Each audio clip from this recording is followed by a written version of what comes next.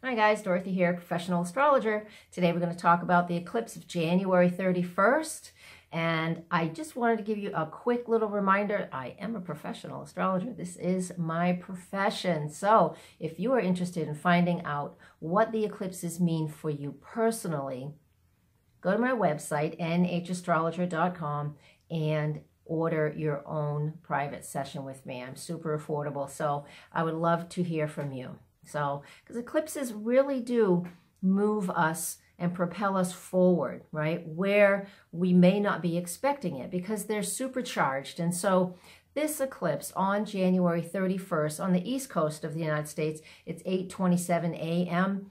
It's at 11 degrees of Leo. The sun's over at 11 degrees of Aquarius. It's a full moon eclipse. Yes, it's a supermoon because the full moon is really close to the Earth within a certain mileage, right? NASA gives us these numbers, and that means it is a super moon.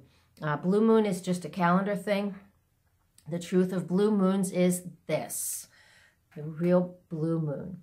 And I just learned this recently myself, that a blue moon is the third full moon out of 4 in a season, all right? We don't have any this year. I believe the next batch of really real blue moons based on nature is in the winter of next year, all right? So that piece doesn't really matter, but the piece that does matter is this is a super moon, so it's close to the Earth. It is an eclipse, a full moon eclipse, which also calls it a blood moon, because we'll see the red on the moon. That basically is the sun, like when it's sunset. You know how there's this orangey reddish color when the sun sets? Well, the Earth is blocking the sun from the moon, and the glow of the orange around the Earth is what reflects off of the moon and creates that color. So there's a little bit of science for you. Hopefully I'm not wrong. Not an expert at that part, but that's just what I know. So when we have this eclipse, I mean, energetically, what does it mean? It's Leo energy. It's a full moon in Leo. It did match an eclipse we had. It's real similar to the one back 2017, August 7th.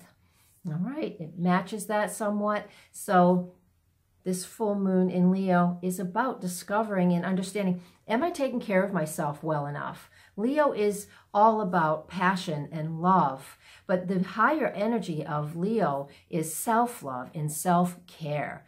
And when we take care of ourselves and we really put ourselves first, then all of those around us will benefit. That is that passion, that love, that fire, that energy of what the higher vibration, the energy of Leo is all about.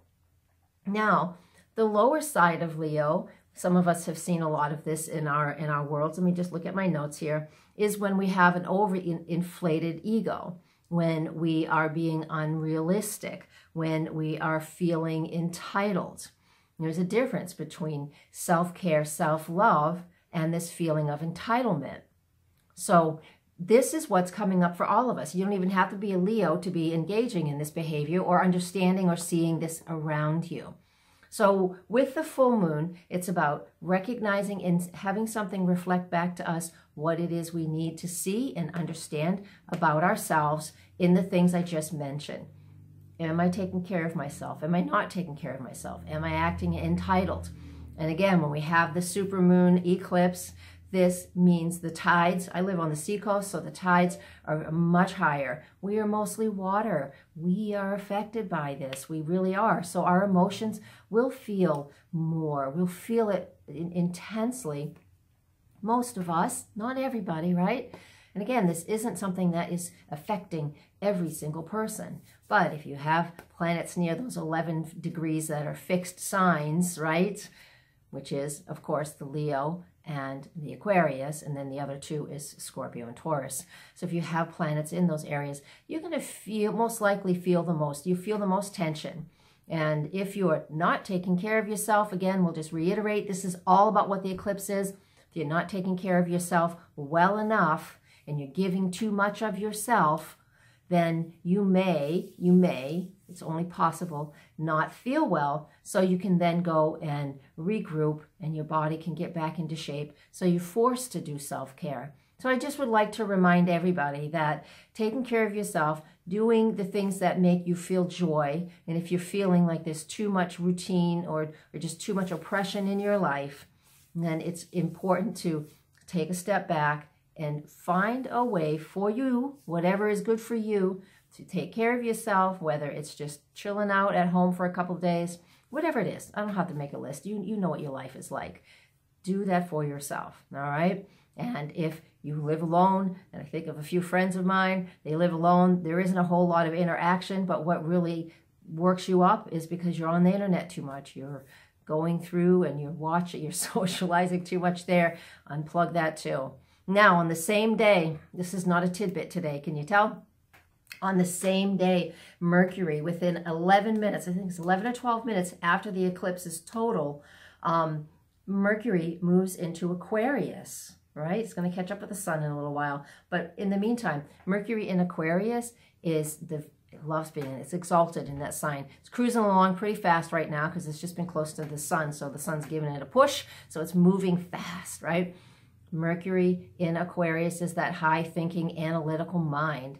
So, hey, maybe, just in that speeding through Aquarius, some new discovery will come out. Something new with social media, something new with electronics. I've got a new phone. I'm still trying to figure the damn thing out. I'm not that old, but it's not working for me. And so I'm having a hard time figuring it out. So my electronical stuff, that's my own personal issues, but whatever. So focus on, you don't have to focus on anything, but if things come up in your mind, you have an opportunity to learn something new, you have an opportunity to really feel a level of enlightenment. These are the things that we can do with these eclipses and with Mercury moving into the sign Aquarius. And I'll talk a little more about that for the next time or a few days after that. All right, I'm going to leave you with that. If you have any questions, post them below, wherever you find this, whether it's on Facebook or YouTube. Please, again, come to my website, nhastrologer.com. I'm doing so much social work on Facebook that my website's like, hello, echo, echo, echo. There's just no activity on my website. So I'd love you guys to come and hit that up too. Just check out. I have written forecasts and classes and all kinds of great stuff there. So thank you very much. And we'll be back to tidbits tomorrow. Blessings. Namaste.